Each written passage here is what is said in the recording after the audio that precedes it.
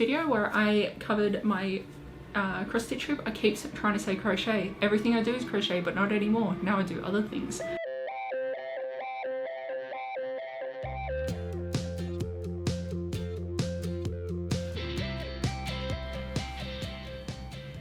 Hello and welcome to my channel. This is a whole new shiny experience for me. I have a long history of doing all kinds of crafty stuff all my life, but for the last probably 10 years I've been running a separate endeavor called Shiny Crochet, where I did all kinds of crochet stuff, but I want to expand out of that and I want to make all kinds of other things and take you along for the journey. So come with me while we make some cool new stuff. One of the things that I've recently been obsessed with is cross stitch, but something that I've been finding is the hoop is getting caught on the fabric as I'm going along and I'm having all kinds of struggles with it. The hoop itself is a really cheap and nasty one. I'm not in love with it, so I'm going to try something that the internet says will help, which is binding it. I'm going to take you along for the journey because I don't know what else to start on this channel and this seems like a good place. So this is 6" roughly, or 15 centimeter hoop. And this is what I've been using for doing my cross stitch on. But I find that once I put the fabric in and I'm trying to tighten it, there's something going on with this nut that doesn't really behave itself and I can't get it to tighten past a certain point. I'm hoping by adding the fabric that'll give it some tension and some grip, and that way I don't need it as tight but the fabric will still be pulled fairly taut. So now I'm going to select some fabric. I have a whole lot of quilting fats that I'm going to just keep using in these random things. They've got some great little prints on it, so that's what I'm going to use today. Let's go! We're mobile. Oh god. It's pretty dark down here, so I apologize, but I've got some miscellaneous projects that are partially finished. I've got a whole lot of fabric that I've purchased specifically for projects or that I've had purchased for me. This is my box of t-shirts, which are gradually going to become things. The last box is my miscellaneous and fats, and I'm not sure what else, so let's find out.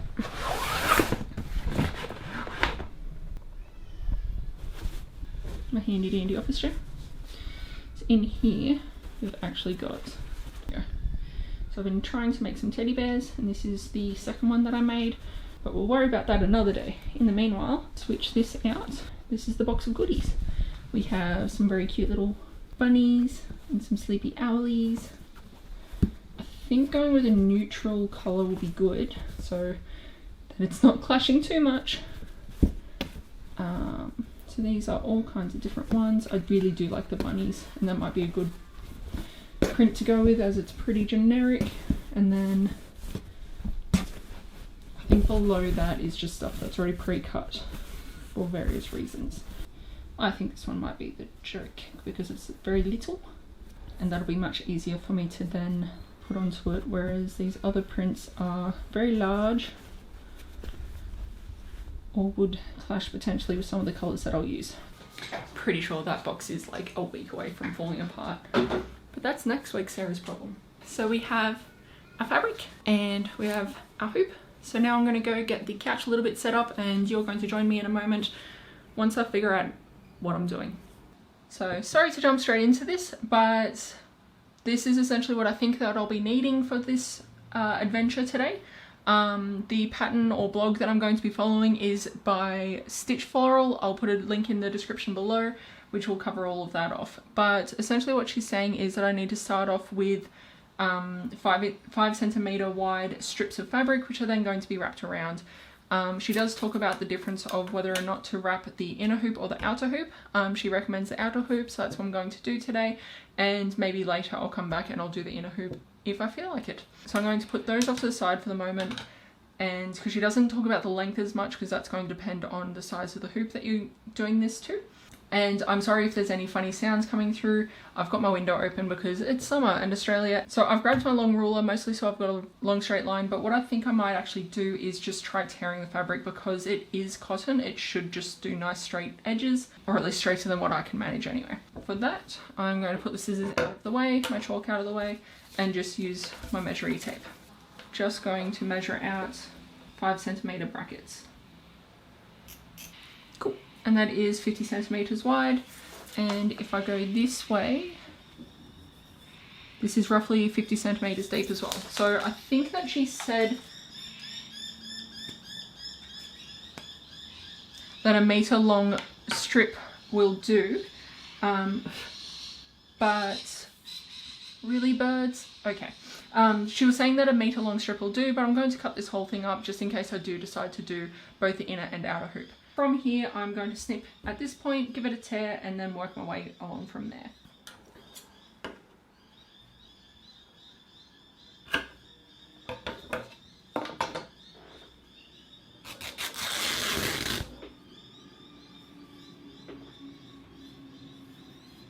So when you're working with fats, that does always mean that your first strip may end up being not quite a rectangle because the edge may not be cut straight. So that one I'm just going to be putting off to the side and worry about later. And on to the next one. So what I'm expecting on this one is that I should end up with a closer start and finish. So the edge does end up getting a little bit stretched out and funky, particularly with these thinner fabrics, but it is just a pretty consistent width all the way down. And I'm going to continue that all the way along until all of this fabric is in strips.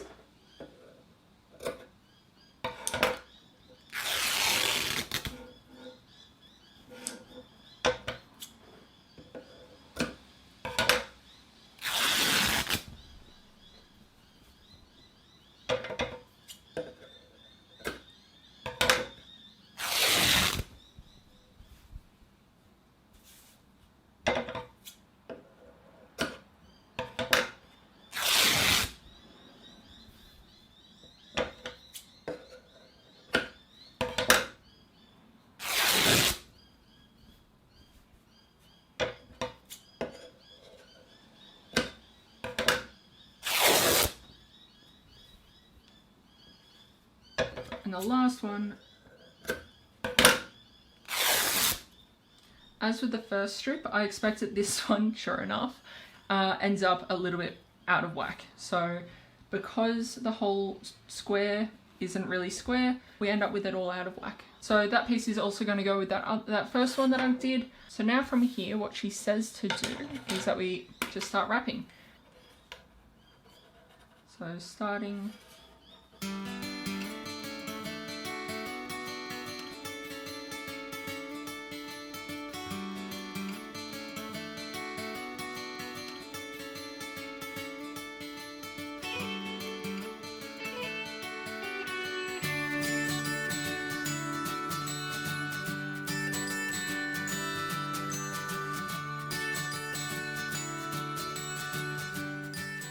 So on my 6-inch hoop, the 50cm strip has gotten almost halfway around, which I think matches roughly back to what she was saying in her pattern as well. On to the next one. So continuing to wrap in the same way.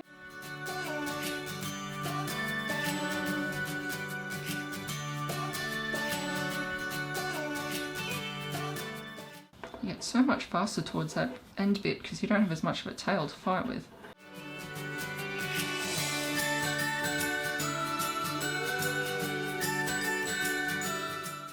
Glad I started with this hoop because I actually got myself a much larger hoop as well, but I don't think my hands could take jumping straight into that larger hoop.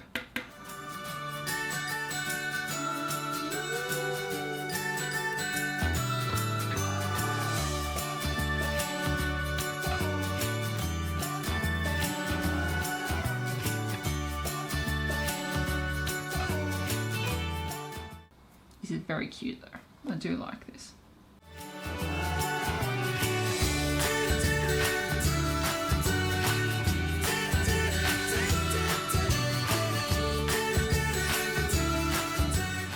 So apparently this should last a few years, depending on the fabric. I think because of how cheap and old this fabric was, it probably won't last as long as I would like, but next time I'll put on a heavier duty fabric and maybe I'll talk someone else into doing this for me, because oh boy, my poor little handsies. Okay, so the last bit that I have to do is where the scissors come in. I probably can cut this a bit shorter. Put that out of the way. I'm trying to keep this tension in place while I do this, but I may have to let it go.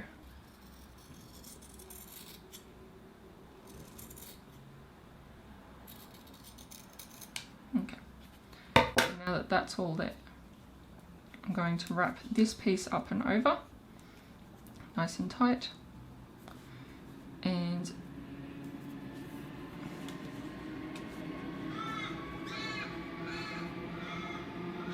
now I'm going to reference the website again and double check. Essentially, we're just going to bring this one up and over and tie these together to make a cute little bow.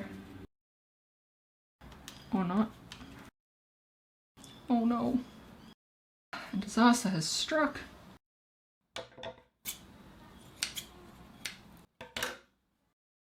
So these came all that way. That is all that she did.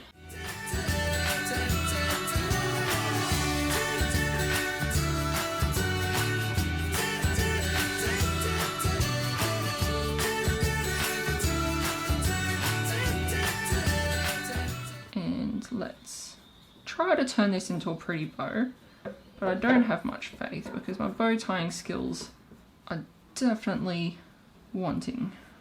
Okay, so note to self, leave the ties longer even if it's awkward, and then you can have a cuter bow.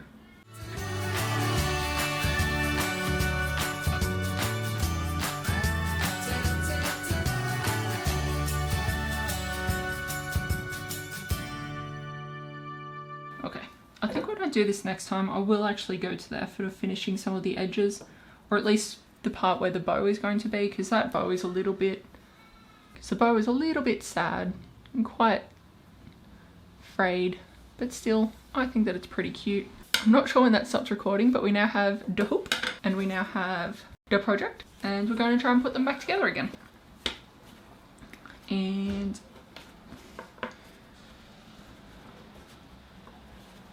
you know what? That's not bad. I really was worried that it wasn't going to go over, but it doesn't seem too cranky. To be fair, I usually do this by hand without a table underneath, and let me tell you, that's a bad idea. Just use a table, folks. Yeah, okay. So this is trying to do it a little bit over some of the embroidery. And even that's made it just that little bit more snug.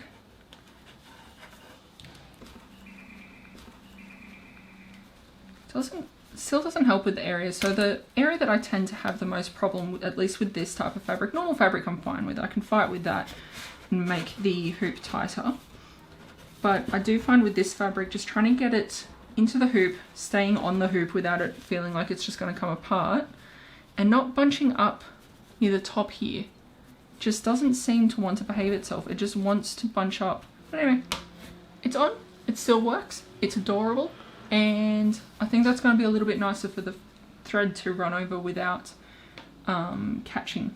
This is my little Stardew design that I've started. I was drawing it out in Excel using the images off the wiki to start making it. And this is my first cross stitch that I made. This was a couple of weeks ago, and it was just a pattern that I found through Googling. It was a free pattern, I think it was Modern Stitch. So there we have it. Nice little 10-minute project. Probably less if you're not fiddle fighting around like I had to. Hello, Editing Sarah coming in to give you a bit of an update on this one. So it is now September, a full 7 months since I recorded all of this, and I've since gotten a proper hoop, which is over there, to replace this one. So this is one that I bound up on the thing, and it has survived really well. I ended up stopping using this hoop once I got a new one because I realized that the bolt on this is actually really bad. It came from a kit and is very much a single use, not meant to be used multiple times, not meant to be taken on and off. It is now a decorative hoop. I have bound the back of this particular embroidery onto it, and so that's not going to come off. I'm going to make a little loop so that it can hang up on the wall or something, and that's how it will remain. It's simply cotton wadding on the backing, matching the size of the inner hoop, and then whip stitched in place using some leftover threads that I had. It's not trying to be particularly sturdy or stable or anything, just enough that it's going to look okay when it's up on the wall. I'm really happy with it. Here's some footage of it where I just finished making it, showing off how the backing is, and then the really cool 3D flowers. I'll drop in the description the link that I used to make that. I wanted to give a little bit of an update on how this actually ended up going. The binding was really cool, but I don't think it's something I'll do again because of the pain that it caused my hands, and it didn't end up resolving some of those issues I was experiencing. Just getting a better hoop was really what I needed.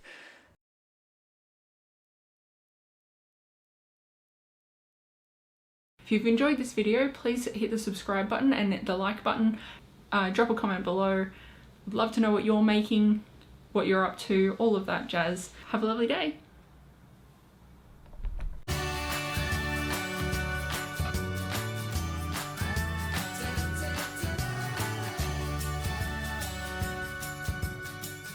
we go. All right. So I hope you've enjoyed this video. I hope you've enjoyed this video where I hope you've enjoyed this video where I added a cover to my, what's it called? Cross stitch hoop. There we go. Nice and simple. I'll put the description again.